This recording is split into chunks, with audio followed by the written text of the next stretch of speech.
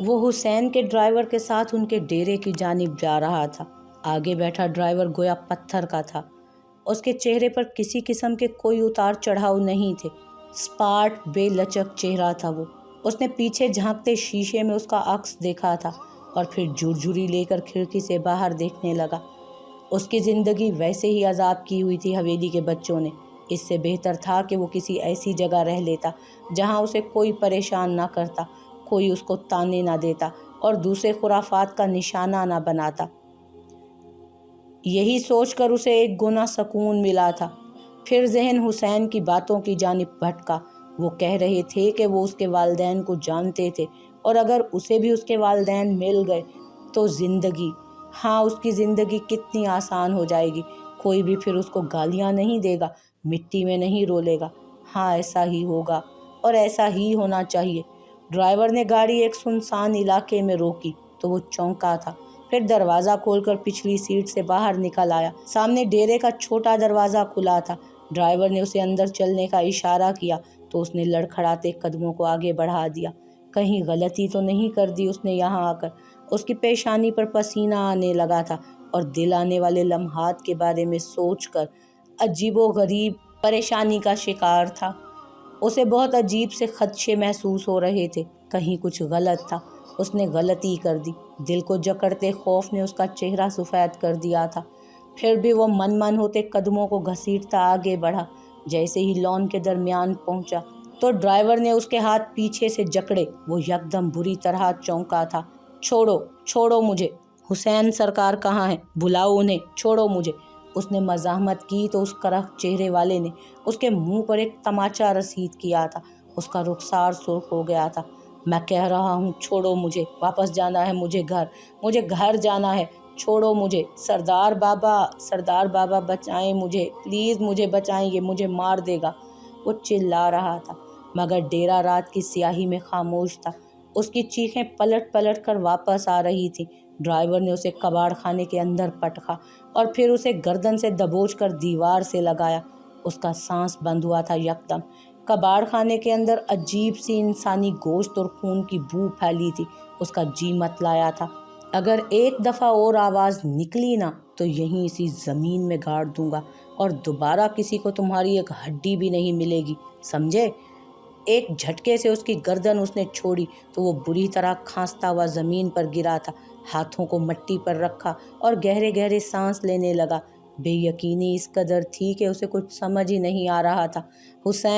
حسین سرکار کو بلاؤ، ہانپتے ہوئے اس نے کہا تو آگے والے نے اس کے چہرے پر پھر سے لات ماری۔ وہ ایک جانب لڑکا تھا، آنکھوں سے گرم گرم آنسو بے اختیار پھسل رہے تھے۔ کوئی نہیں آئے گا یہاں، کسی کو یہاں کا پتہ نہیں ہے، تم مرو گے اور پھر ہی یہاں سے نکلو گے، کیونکہ اس جگہ سے۔ وہ اس کے سامنے بیٹھا، اس نے آنسوؤں سے بھیگا چہرہ اٹھا کر اس کی طرف دیکھا۔ کوئی بھی آج تک زندہ بچ کر نہیں گیا۔ اس کباڑ خانے میں انسانی گوشت کی بو تمہیں اس لیے آ رہی ہے کیونکہ یہاں بہت سے انسان قتل ہو چکے ہیں۔ یہ کمرہ بہت سی جانوں کو ختم ہوتے دیکھ چکا ہے اور اب تمہاری باری ہے۔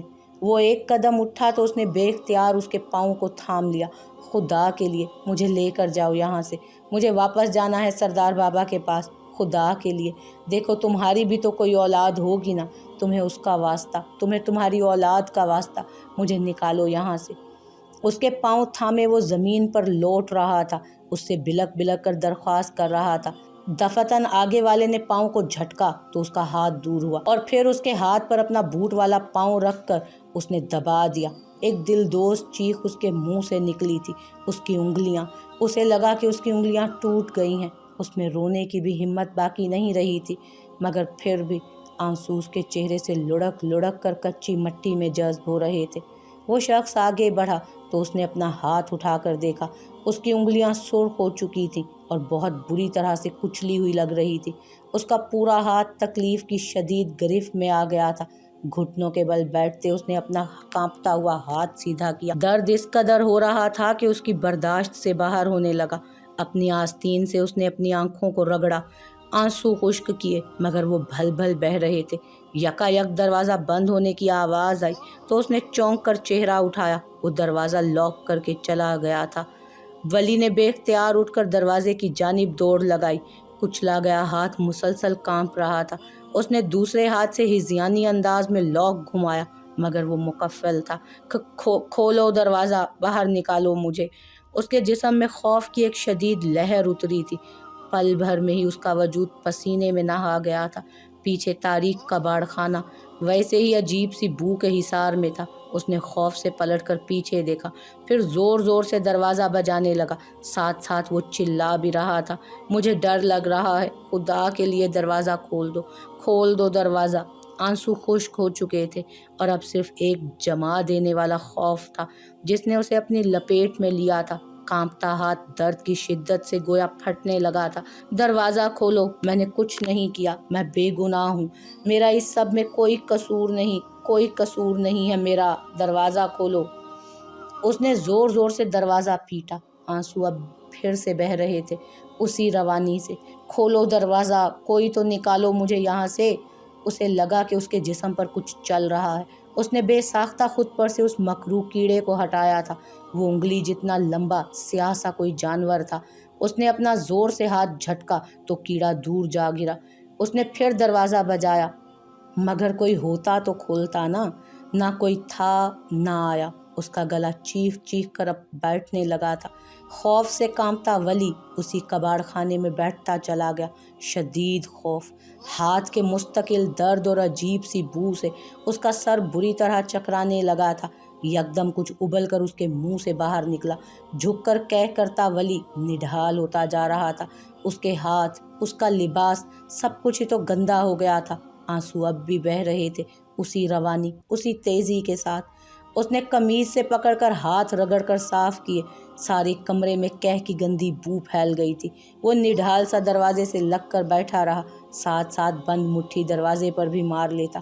گلا بالکل خراب ہو گیا تھا چلانے کی وجہ سے۔ پھر وہ اٹھ کر دروازے کا سہارا لیتا، کمرے کی مقابل دیوار سے آن لگا۔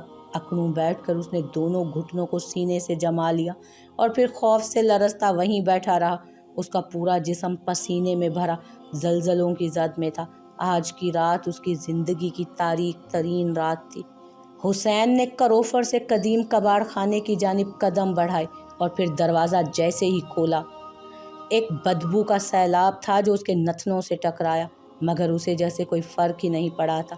اس نے خوف سے لرزتے ولی کو دیکھا۔ ولی بھی چہرہ اٹھائے اسی کو دیکھ رہا تھا۔ اس کی آنکھوں میں اس قدر بے یقینی تھی کہ حسین پل بھر کو مسکرایا، پھر رال ٹپکاتے تیز دانتوں والے کتے کو اس کے سامنے کیا تو ولی کی آنکھیں بے یقینی سے گویا پھٹنے لگی تھی۔ اس کی ناسمجھی سے پھیلی آنکھیں اب کے حسین پر جمی تھی۔ یکا یک وہ اٹھ کھڑا ہوا۔ ریڑھ کی ہڈی میں ایک لہر سی دوڑی تھی، خوفناک لہر، سارے جسم کو برف کر دینے والی لہر۔ تمہیں یہاں اس لیے لایا تھا تاکہ خاموشی، بالکل خاموشی سے تمہیں اس وفادار کے حوالے کر کے ختم کروا سکوں۔ اور دیکھو، تمہیں دیکھ کر کس قدر خوش ہے یہ جانور۔ اس نے جھک کر کتے کے چمکتے بالوں میں ہاتھ پھیرا تو ولی کی نظریں اس کتے تک سفر کر کر ٹھہری۔ اس کتے کے دانت بے حد نوکیلے تھے اور آنکھیں اس سیاہی میں بھی چمک رہی تھی۔ اس کا دل بہت تیزی سے دھڑک رہا تھا۔ آنکھوں میں جمع ہوتا خوف حسین کو جیسے محظوظ ہی تو کر رہا تھا۔ تم نے کہا تھا نا کہ تم مجھے حقیقت بتاؤ گے، مجھے میرے والدین کے بارے میں بتاؤ گے، وہ سب بتاؤ گے جس کو سننے کے لیے میں 14 سالوں سے مر رہا ہوں، لیکن تم۔ اس نے ایک پل کے لیے بھی کتے سے نظریں ہٹائے بغیر ساکت سا کہا تو حسین ہنس دیا۔ اس کی مکروہ ہنسی سے اس کے پورے جسم میں کیڑیاں چلنے لگی۔ میں تمہیں سب بتاؤں گا، وہ سب بتاؤں گا، مگر اس سے پہلے تم نے اس وفادار سے بچ نکلنا ہے۔ اگر تم زندہ بچ گئے نا ولی، تو میں تمہیں سب کچھ سچ سچ بتا دوں گا، کچھ بھی نہیں چھپاؤں گا تم سے۔ اس نے جھک کر کتے کے گلے سے پٹا نکالا اور پھر دروازہ بند کرتا باہر کی جانب بڑھ گیا۔ اندر سے اب دل دہلا دینے والی چیخیں سنائی دے رہی تھی، کتے کے بھونکنے کی، حملہ کرنے کی، چیرنے پھاڑنے کی۔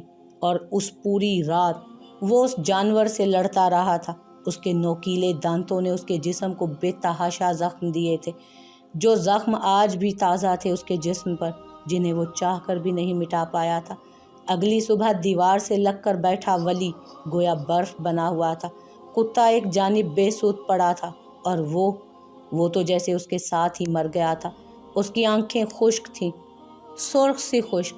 ہاتھ میں پکڑا ٹوٹا کانچ اس نے اس قدر زور سے پکڑا تھا کہ اس کے اپنے ہاتھ سے خون کی چند بوندیں بہہ کر کچی زمین میں جذب ہونے لگی، مگر اسے جیسے کسی درد، کسی تکلیف کا احساس ہی نہیں ہو رہا تھا۔ ولی مر گیا تھا اسی رات اس کتے کے ساتھ۔ اگلے 3 دنوں تک وہ اس کباڑ خانے میں بھوکا پیاسا بن رہا۔ حسین اسے یہاں مارنے لایا تھا، مگر وہ تو زندہ بچ گیا تھا۔ وہ واقعی سخت جان واقعہ ہوا تھا۔ نہ کسی انکشاف نے اس کو ہلایا تھا اور نہ کسی جانور کی زد میں آ کر اس نے دم توڑا تھا۔ وہ سروائیو کر رہا تھا سب کچھ میں۔ اس کے اندر اتنا برداشت کہاں سے آیا، یہ تو اسے خود بھی معلوم نہیں تھا۔ کئی روز وہ اس جگہ پر پڑا رہا، پھر اسے اٹھا کر ایک تاریک سرنگ میں ڈال دیا گیا۔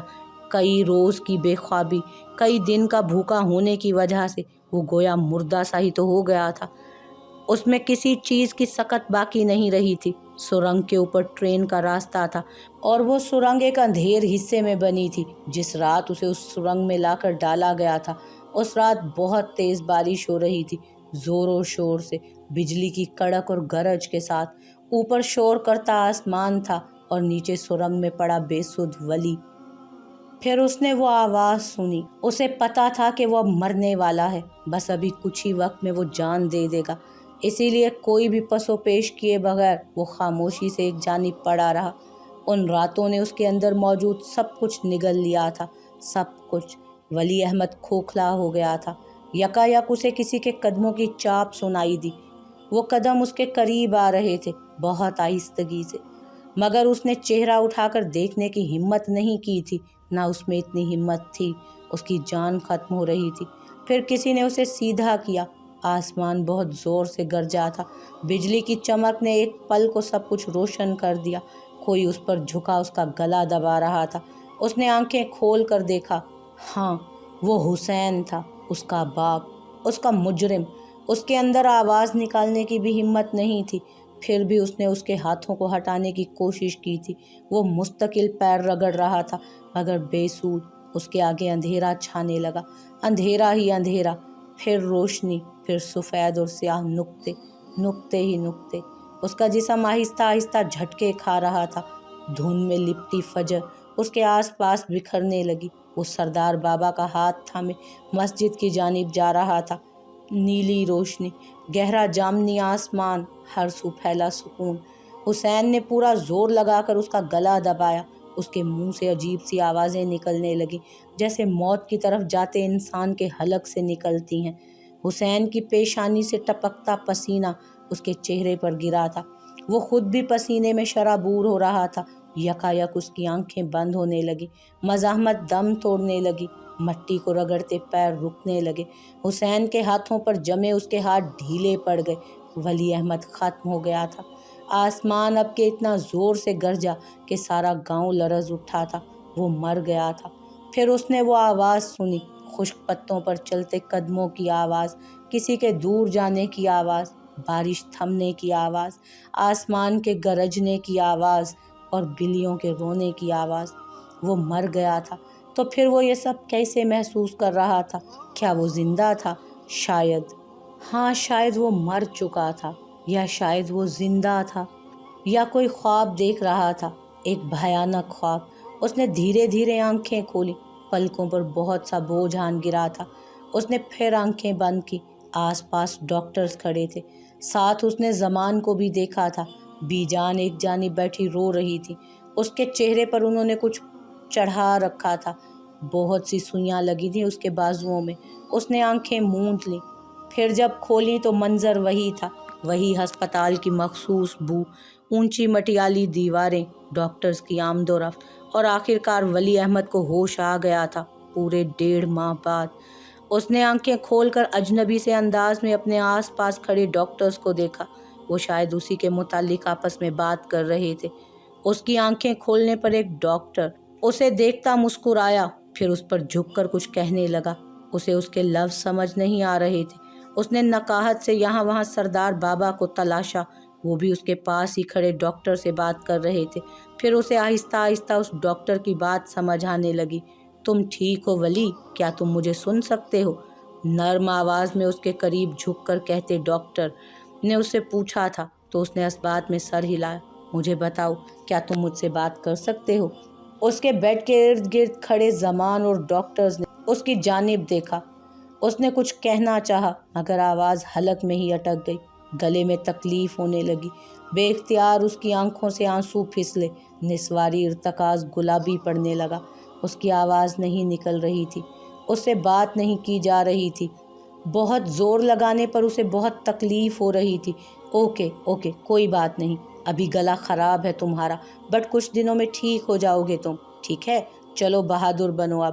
ڈاکٹر نے مسکرا کر اس کے آنسو صاف کیے تو اس نے گردن ایک طرف کو ڈال دی۔ سخت کمزوری محسوس کر رہا تھا وہ۔ زمان اس کے قریب آئے، اس کا ہاتھ تھاما۔ بری طرح کچلی گئی انگلیوں پر پٹیاں بندھی تھی۔ اس کے سر پر ہاتھ پھیرا، پھر اسے دیکھ کر مسکرائے۔ اسے ان کی آنکھوں میں کچھ چمکتا ہوا محسوس ہوا، شاید وہ رو رہے تھے۔ پھر ان کی آنکھ سے ایک آنسو لڑک کر اس کے ہاتھ پر گرا۔ انہوں نے لب دانتوں تلے دبا کر بہت ضبط کیا مگر آنسو ان کی آنکھوں سے تیزی کے ساتھ بہہ رہے تھے۔ وہ انہیں خالی خالی نظروں سے دیکھتا رہا۔ اسے کچھ بھی محسوس نہیں ہو رہا تھا۔ مجھے لگا تھا کہ میں نے تمہیں کھو دیا ولی۔ کچھ دیر بعد وہ گویا ہوئے تو آواز آنسوؤں سے لرز رہی تھی۔ اب وہ انہیں کیا بتاتا کہ وہ تو واقعی ولی کو کھو چکے تھے۔ مجھے لگا میں نے غلطی کر دی تمہیں دور بھیج کر۔ میں خود کو کبھی معاف نہیں کر پاؤں گا ولی، مجھے معاف کر دو میرے بچے۔ اس کا ہاتھ اپنے ماتھے سے لگا کر وہ پھوٹ پھوٹ کر رو پڑے تھے۔ اس کی دائیں آنکھ سے ایک آنسو پھسل کر تکیے میں جذب ہوا تھا۔ آنکھوں میں گویا کرچیاں سی بھر گئی تھی۔ کچھ بولنے کے لیے لب وا کیے تو آواز نہ نکلی، ہونٹ لرز کر رہ گئے۔ میں نہیں چھوڑوں گا، جس نے بھی یہ سب کیا ہے تمہارے ساتھ۔ تم ٹھیک ہو جاؤ، میں ان کی کھال کھینچ لوں گا، میں ان کو سلاخوں کے پیچھے سڑواؤں گا، بس تم جلدی سے ٹھیک ہو جاؤ۔ ہمیں بہت سے کام ساتھ کرنے ہیں ولی۔ آنسو خشک کرتے بولتے وہ جیسے سب کچھ تباہ کر دینا چاہتے تھے۔ اس نے کچھ نہیں کہا۔ وہ کسی کو بھی کچھ نہیں بتائے گا۔ یہ اس کی جنگ ہے۔ وہ اس جنگ میں کسی کو بھی اپنے ساتھ نہیں گھسیٹے گا، اور اپنے قریبی لوگوں کو تو کبھی نہیں، ہرگز نہیں۔ شام ہوئی تو بی جان چلی آئیں، اس سے لپٹ کر بہت روئیں مگر وہ نہیں رویا۔ اسے کوئی چیز نہیں رلا رہی تھی۔ اس کا اندر باہر سپاٹ ہو گیا تھا، بے حد، بے حساب۔ اس کے ہوش میں آنے کی اگلی شام حسین اس کے کمرے میں داخل ہوا، سفید لباس زیب تن کیے، ہاتھوں میں پھولوں کا گلدستہ لیے، نرم مسکراہٹ کے ساتھ۔ اس کے اندر کچھ نہیں ابھرا، نہ نفرت، نہ غصہ، نہ کوئی انتقامی جذبہ۔ جب نظریں اٹھا کر اس کا چہرہ دیکھا تو ان میں ٹھنڈے گوشت کا سا تاثر تھا۔ ان آنکھوں میں اب کچھ باقی نہیں رہا تھا۔ ویران، اجاڑ، تباہ ہوئے شہر کسی حالت میں تھی۔ کیسے ہوا یہ سب؟ وہ اب فکر مندی سے زمان کے پاس آ کر استفسار کر رہا تھا۔ زمان نے کاٹ کھانے والی نظروں سے اس کا چہرہ دیکھا۔ مجھے کسی بھی بے ادبی پر مت اکسائیں بھاجی، اور ابھی کے ابھی اسی وقت میری نظروں کے سامنے سے چلے جائیں، نہیں تو میں کچھ ایسا کر بیٹھوں گا جو ہم میں سے کسی کے لیے بھی اچھا نہیں ہوگا، اور اس سے پہلے کہ میں اپنا ضبط کھو بیٹھوں۔ گٹ لاسٹ۔ وہ آخر میں دھاڑے تھے۔ حسین کے چہرے پر ناسمجھی پھیلی۔ ولی کی طرف چہرہ گھمایا۔ کیا تم نے بتایا نہیں کہ وہ میں نہیں تھا؟ بھاجی، میں نے کہا ابھی کہ ابھی جائیں یہاں سے۔ اب کے زمان چلائے تھے اتنی زور سے کہ آواز میں خراش پڑ گئی۔ آرام سے زمان، پہلے اس سے تو پوچھ لو۔ زمان نے ایک قہر آلود نظر ان پر ڈال کر چہرہ ولی کی جانب پھیرا۔ وہ انہی سپاٹ نظروں سے حسین کو دیکھ رہا تھا۔ پھر اس کی آواز ابھری، بیٹھی ہوئی، خراب سی آواز۔ یہ وہ نہیں ہے۔ زمان دھک سے رہ گئے۔ چند لمحوں کے لیے سارے کمرے میں سناٹا چھا گیا۔ ولی، وہ اس کے قریب آئے۔ میں نے کہا سردار بابا، یہ وہ نہیں ہے۔ اس نے ایک پل کے لیے بھی اپنی نظر حسین کی نظروں سے ہٹائے بغیر کہا تھا۔ زمان یکدم پیچھے ہوئے، اور پھر بے داغ دامن والا شخص سر جھٹک کر کمرے سے باہر نکلا۔ وہ آج بھی اتنا ہی اجلا تھا جیسے ہمیشہ سے سب کی نظروں میں رہا تھا۔ ولی نے اس کو میلا کرنے کی کوشش بھی نہیں کی تھی۔ زمان نے اسے دوبارہ اس کے متعلق بات نہیں کی تھی۔ وہ اس کو سمجھتے تھے، مگر یوں اس کے اس طرح سے پیچھے ہٹنے پر وہ کیا کر سکتے تھے؟ اس کے ساتھ زبردستی تو ہرگز بھی نہیں۔ رات سر پر کھڑی ہوئی تو زمان اس کے بیڈ کے ساتھ لگے صوفے پر لیٹ گئے۔ उनके सोते ही वो धीरे से बिस्तर से निकला, हाथ में लगा कैनोला खींच कर उतारा और वॉशरूम की जानिब बढ़ गया। वॉशरूम में लगा शावर चलाकर वो घंटों उस पानी की बहती धार तले खड़ा रहा, भीगता रहा। शावर से गिरते पानी में उसकी आंखों से बहता गर्म पानी भी शामिल हो रहा था। उसके कदम लड़खड़ाए तो उसने दीवार को थामा था। बाल उसके माथे पर चिपक गए थे और अस्पताल का गाउन मुकम्मल तौर पर गीला हो चुका था, मगर वो परवाह किए बगैर उस पानी के नीचे खड़ा रहा। फिर वो आहिस्ता से नीचे बैठ गया। उसे याद नहीं कि उसने उस शावर के नीचे कितने घंटे गुजारे, मगर फिर उसे ज़मान ने वहाँ से आकर उठाया। उसके जहन में मिटी मिटी सी यादें थीं, कच्ची पक्की सी। वो उसे दूसरा गाउन पहनाकर बिस्तर पर लिटा रहे थे। उसके होंठ नीले पड़ने लगे, जिस्म बुरी तरह कांप रहा था। शदीद बुखार की वजह से उसका गोया पूरा जिस्म ही जल रहा था। फिर अगले पूरे महीने वो अस्पताल में रहा। 1 महीने बाद उसको डिस्चार्ज किया गया तो वो दोबारा हवेली चला आया अपने कमरे में। ज़मान और बीजान उसे बिल्कुल भी तन्हा नहीं छोड़ते थे। हमेशा कोई ना कोई उसके साथ होता, उससे बातें करने की कोशिश करते, मगर वो उनकी किसी बात का जवाब नहीं दिया करता था। रात जब वो उसे सोने की ताकीद करके जाते तो वो शावर तले घंटों घंटों भीगता रहता। कभी अपने जिस्म को हिज़यानी अंदाज में साफ़ करता। वो खुद पर से उस गंदगी को मिटाना चाहता था जिससे वो पैदा हुआ था। उसे यूं इस तरह पानी में भीग कर अपना आप साफ करना शायद वाहिद हल नज़र आता था। फिर अगले 1.5-2 साल तक उसने स्कूल की शक्ल तक नहीं देखी। वो इस कदर बुरी तरह टूट चुका था कि पढ़ाई करना नामुमकिन सी बात लगने लगी उसे। जब उसकी ज़हनी हालत दुरुस्त हुई तो उसको दोबारा से स्कूल में दाखिला दिलवाया गया।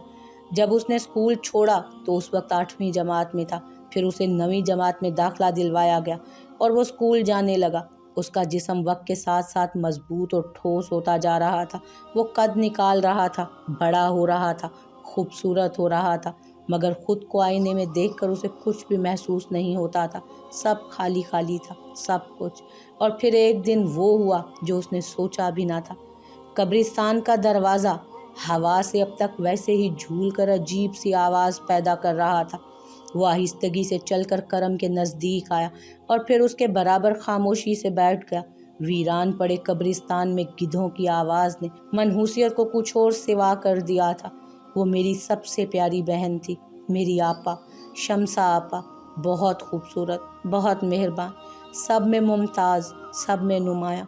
उसने कहना शुरू किया तो आवाज़ आंसुओं से गीली थी, जैसे वो बरसों से रोता रहा हो। उन्होंने मेरी आपा को ख़राब कर दिया था। वली ने आंखें बंद कर ली, उसकी आंखें बुरी तरह जल रही थीं।